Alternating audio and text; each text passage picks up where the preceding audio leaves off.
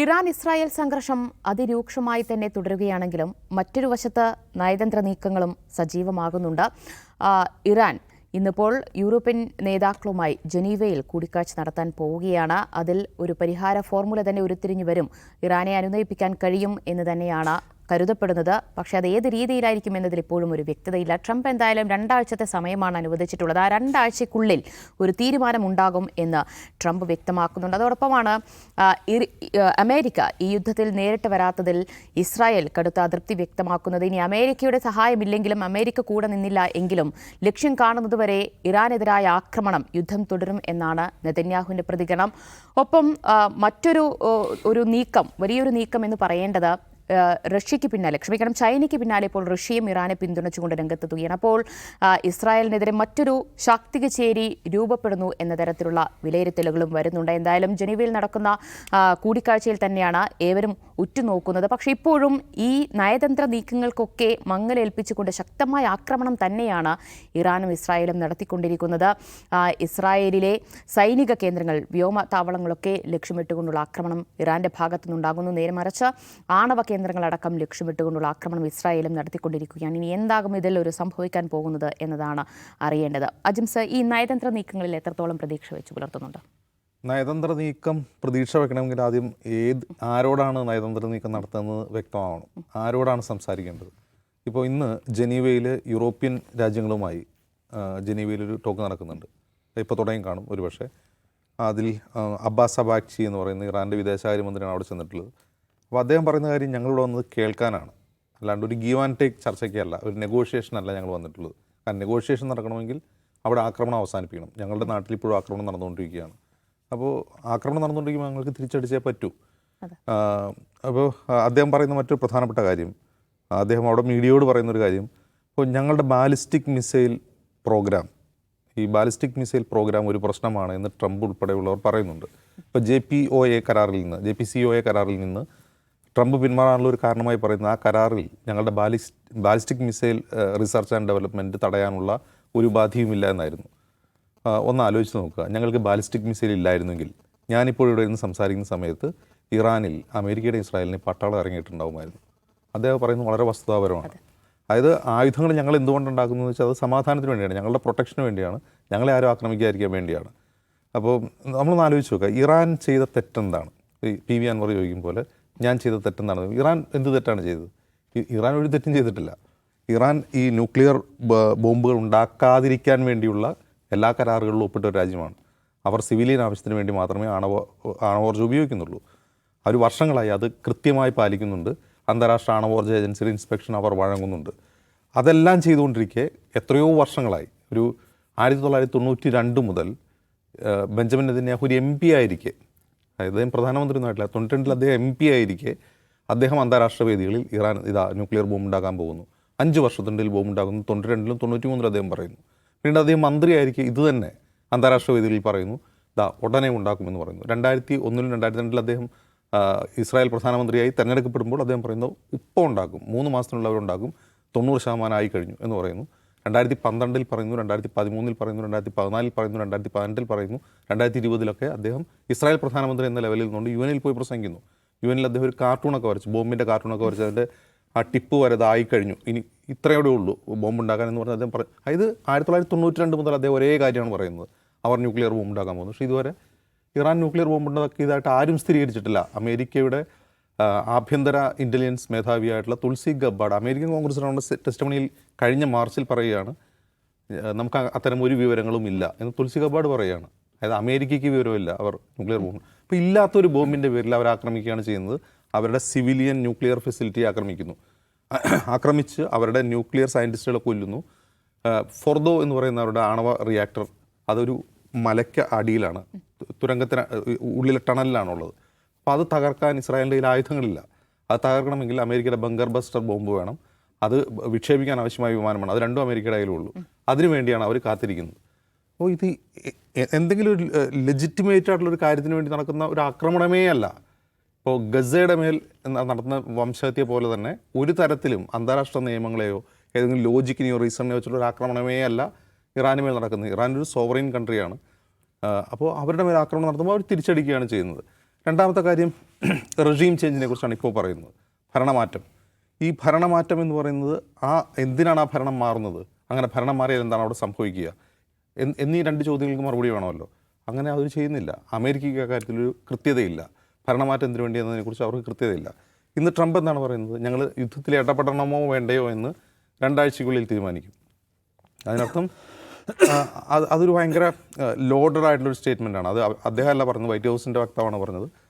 2 ആഴ്ചയ്ക്കുള്ളിൽ തീരുമാനിക്കുന്നു പറഞ്ഞാൽ 2 ആഴ്ചയ്ക്കുള്ളിൽ എന്തോ ഒരു കാര്യം ഇറാൻ ചെയ്യണം എന്നൊരു ഭീഷണിയാണത്. 2 ആഴ്ചയ്ക്കുള്ളിൽ എന്തോ ചെയ്യണം.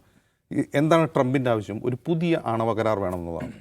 അതായത് മുമ്പുണ്ടായിരുന്ന JPCPOAയിൽ നിന്ന് അദ്ദേഹമാണ് പിന്മാറിയത്. അതിന് എന്തെങ്കിലും പ്രശ്നമുള്ളതായിട്ട് അദ്ദേഹം പറയുന്ന പ്രശ്നം ഒന്ന്, ഇത് 2030 വരെ ഇത് സ്ലോ ഡൗൺ ചെയ്യാൻ, അതായത് ന്യൂക്ലിയർ പ്രോലിഫറേഷൻ, യുറേനിയം സമ്പുഷ്ടീകരണം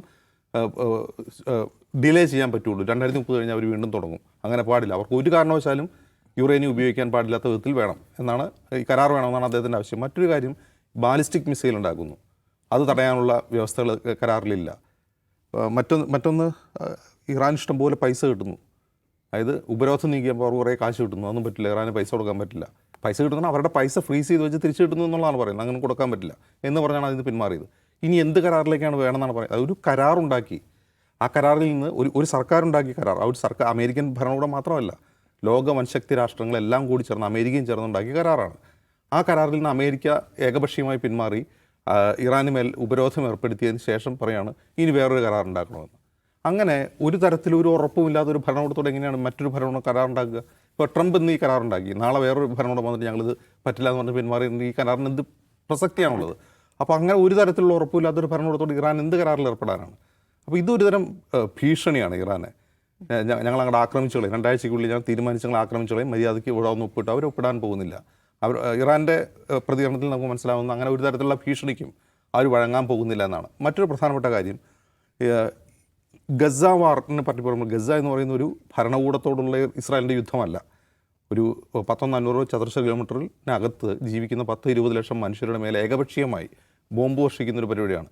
ഇതങ്ങനെയല്ല, ഇത് യഥാർത്ഥത്തിൽ യുദ്ധമാണ്. ഇസ്രായേലിനെ പോലെ മറ്റൊരു പരമാധികാര രാജ്യവുമായുള്ള യുദ്ധമാണ്. അപ്പോൾ ഈ യുദ്ധത്തിന് തിരിച്ചടി ഉണ്ടാകും. അങ്ങോട്ട് മാത്രമല്ല ഇങ്ങോട്ട് അടി ഉണ്ടാകും. ഇപ്പോൾ നോക്കുക, ഇന്ന് പുറത്തുനിന്നൊരു വാർത്ത, ഈ യുദ്ധം തുടങ്ങുന്ന സമയത്ത് ഇസ്രായേലിൻ്റെ ഏറ്റവും വലിയ ശാസ്ത്ര ഗവേഷണ സ്ഥാപനമാണ് വെയ്സ്മാൻ ഇൻസ്റ്റിറ്റ്യൂട്ട്.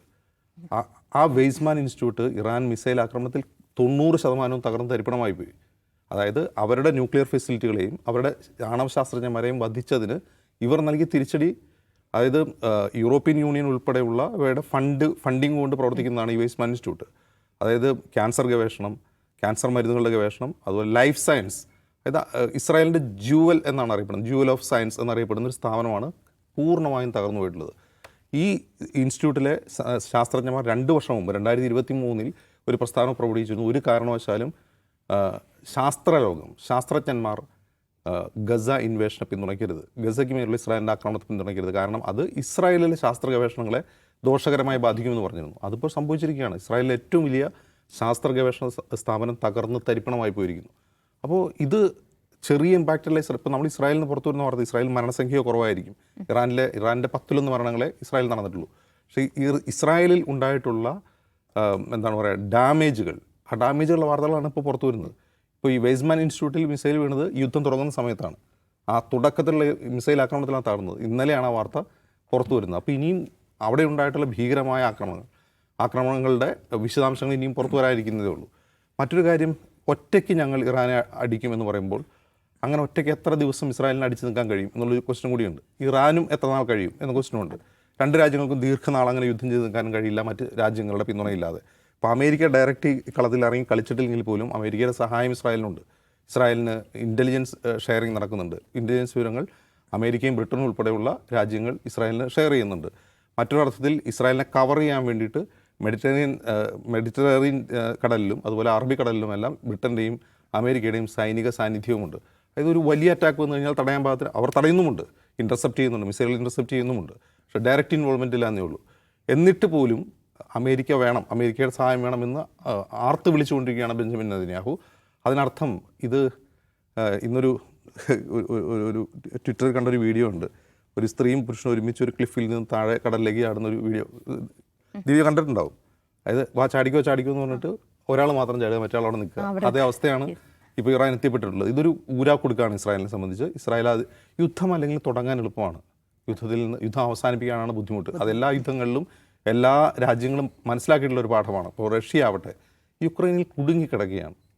യുക്രൈനിൽ യുദ്ധം തുടങ്ങാൻ എളുപ്പമായിരുന്നു, പക്ഷേ യുക്രൈനിൽ അവസാനിപ്പിക്കാൻ പറ്റുന്നില്ല. അത് എല്ലാ യുദ്ധത്തിൻ്റെയും പ്രശ്നമാണ്. ഇറാഖിൽ അമേരിക്ക 10 വർഷം എടുത്തോണം ഊരി പോരാൻ, അഫ്ഗാനിസ്ഥാനിലും 10 വർഷം എടുത്തു. അപ്പോൾ അതുപോലെ തന്നെയാണ് ഏത് യുദ്ധവും തുടങ്ങാൻ എളുപ്പമാണ്, ഊരിപ്പോരാൻ ബുദ്ധിമുട്ടാണെന്നുള്ള ഇസ്രായേൽ പഠിക്കുന്ന അവസാന സമയമാണ്. യെസ്, നിഷാദ്, ഇവിടെ ഭീഷണിപ്പെടുത്തി ഇറാനെ മുട്ടുകുത്തിക്കാൻ കഴിയുമോ ട്രംപിന്? എന്താണ് ട്രംപിൻ്റെ ഒരു വാർ പ്ലാൻ? അല്ല, എനിക്ക് തോന്നുന്ന ഒരു കാര്യം, ശരിയാവണ്ണം ആക്രമിക്കാൻ പറ്റിയ സമയമായി എന്ന് അവർ വിചാരിക്കുന്നില്ലാത്തതുകൊണ്ട് തന്നെയാണ് അവർ ആക്രമിക്കാത്തതെന്നാണ്. ഇപ്പോൾ 2 ആഴ്ച സമയം എടുക്കുന്നതിന് മുന്നിൽ പല കാരണങ്ങളുണ്ട്. ഒന്ന്, നേരത്തെ പറഞ്ഞ പോലെ വൈകിപ്പിക്കുക എന്ന് പറഞ്ഞൊരു സ്ട്രാറ്റജി ഉണ്ട്. എന്തിനാണ് ആ വൈകിപ്പിക്കുന്നത്? ഇപ്പോൾ ഇറാനെ ആക്രമിക്കുക എന്ന് വെച്ചാൽ മറ്റ് ഇതിനു മുമ്പ് നടത്തിയിട്ടുള്ള ആക്രമണങ്ങൾ പോലെ ആയിരിക്കില്ല. ഇറാൻ ഒരു ശക്തി രാഷ്ട്രമാണ്, ഒരു വൻ ശക്തി രാഷ്ട്രം എന്ന് പറയാൻ പറ്റില്ലെങ്കിലും അതൊരു ശക്തി രാഷ്ട്രമാണ്. അപ്പോൾ ഇറാനെ ആക്രമിക്കുന്നതിന് പല ഘടകങ്ങളും. ഒന്നാമത്, ആക്രമിക്കാനുള്ള ഇൻറ്റേർണൽ ഗ്രൗണ്ട് സെറ്റ് ചെയ്തിട്ടില്ല. എന്ന് വെച്ചാൽ അമേരിക്കയിലെ സ്വന്തം പാർട്ടിക്കകത്തെ പിന്തുണ പൂർണ്ണമായും ഉറപ്പാക്കാൻ പറ്റണമല്ലോ. അമേരിക്കയിൽ അദ്ദേഹത്തെ പിന്തുണയ്ക്കുന്ന ജനക്കൂട്ടത്തിൻ്റെ പിന്തുണ ഉറപ്പാക്കാൻ കഴിയണമല്ലോ. ഇതൊന്നും ഉറപ്പാക്കിയിട്ടില്ല. അതുകൊണ്ട് നാളെ ഇറങ്ങിയാൽ എന്തായിരിക്കും സ്വന്തം ഗ്രൗണ്ടിൽ കിട്ടുന്ന മറുപടി എന്ന കാര്യത്തിൽ ട്രംപിന് കോൺഫിഡൻസ് ഇല്ലാന്ന് എനിക്ക് തോന്നുന്നു. അതുകൊണ്ട് അദ്ദേഹം ആ പോർഷൻ സെറ്റ് ചെയ്യാൻ ആദ്യം ശ്രമിക്കായിരിക്കും.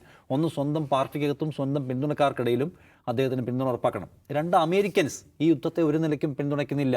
എന്ന് വെച്ചാൽ യുദ്ധം തുടങ്ങാത്ത പ്രസിഡന്റ് എന്ന ഖ്യാതി അവതരിപ്പിക്കാൻ ശ്രമിക്കുന്ന ആളാണല്ലോ ഇദ്ദേഹം. നമ്മുടെ പൈസ നമ്മളെവിടെയും കൊണ്ട് കളയുന്നില്ല, നമ്മുടെ പട്ടാളക്കാരെ നമ്മളെവിടെയും കൊണ്ട് കൊല്ലുന്നില്ല എന്നതിന് കൈയ്യടി കിട്ടിയ ആളാണ്. അപ്പോൾ അദ്ദേഹത്തിന് ഇറങ്ങുന്നതിന് മുൻപ് സ്വന്തം ഗ്രൗണ്ട് സെറ്റ് ചെയ്യേണ്ടതുണ്ട്. അത് സെറ്റായിട്ടില്ല. അതുകൊണ്ട് നെതന്യാഹുവിൻ്റെ കൂക്കിവിളിക്കൊപ്പം ചാടാൻ കഴിയാത്ത ആഭ്യന്തര പ്രതിസന്ധി ഒന്നാമത് അദ്ദേഹത്തിന് മുമ്പിലുണ്ട്. അത് പരിഹരിക്കാനുള്ള ശ്രമം നടത്തുന്നതാണ് ഞാൻ കരുതുന്നത്.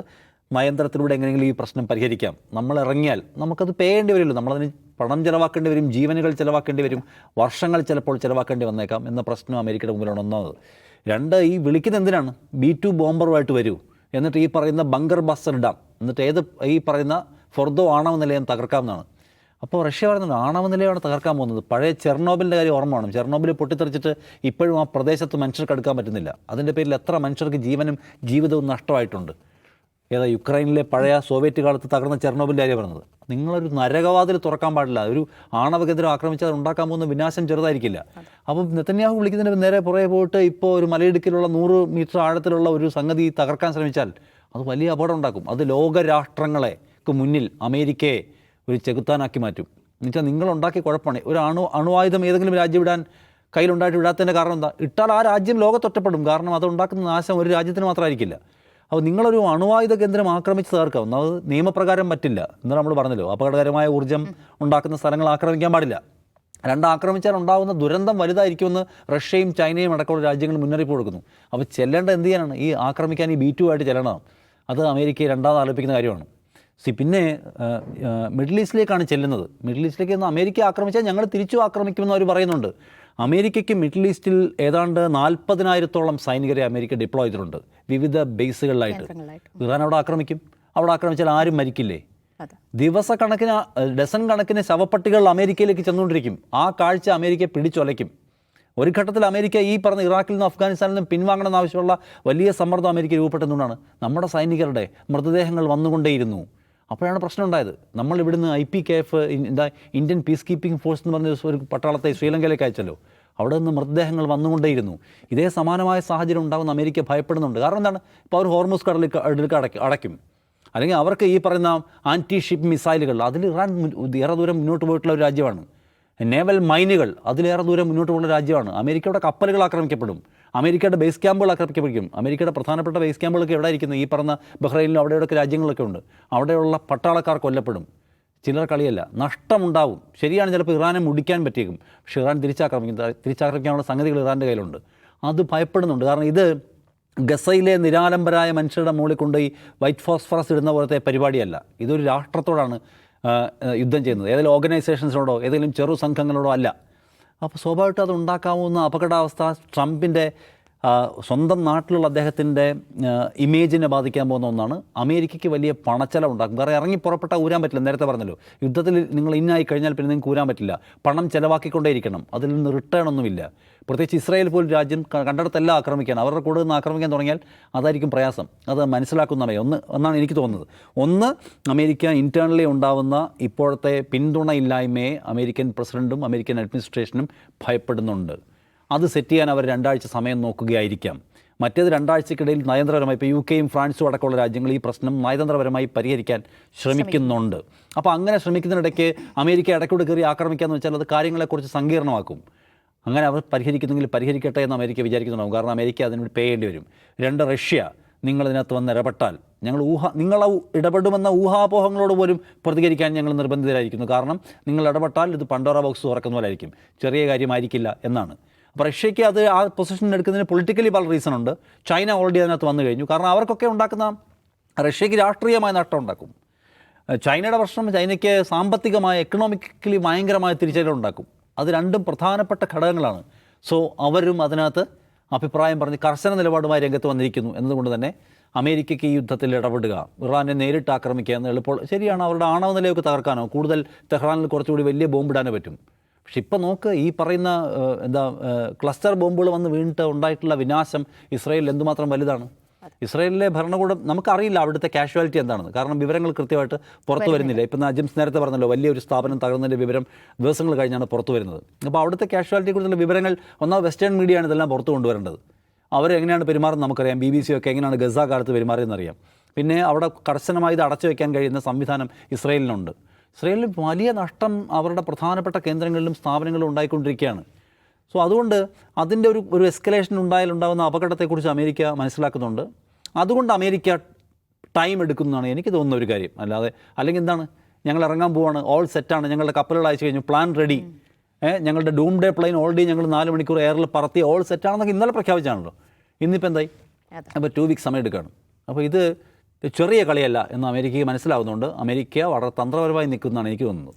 യെസ്, എന്തായാലും ഇവിടെ അമേരിക്ക ആയാലും റഷ്യ ആയാലും ചൈന ആയാലും ഈ സംഘർഷത്തിലേക്ക് നേരിട്ട് വരാൻ അവരാരും താല്പര്യപ്പെടുന്നില്ല. സ്വന്തം രാജ്യത്തിന് വലിയ നാശനഷ്ടങ്ങൾ ഉണ്ടാക്കി, വലിയ സാമ്പത്തിക നഷ്ടമൊക്കെ ഉണ്ടാക്കിക്കൊണ്ട് യുദ്ധത്തിലേക്ക് വരാൻ അവരാരും താല്പര്യപ്പെടുന്നില്ല. പക്ഷേ മറ്റ് രാജ്യങ്ങളുടെ സഹായമില്ലാതെ ഇസ്രായേലിനായാലും ഇറാനായാലും ഈ ചെറുത്തുനിൽപ്പ്, ഈ ആക്രമണം തുടരാൻ കഴിയുകയില്ല എന്നതാണ് വസ്തുത. അതുകൊണ്ട് ഒരു നയതന്ത്ര ടേബിളിന് ചുറ്റും ഒരു പരിഹാരമുണ്ടാകും എന്ന് നമുക്കും കരുതാം, പ്രതീക്ഷിക്കാം.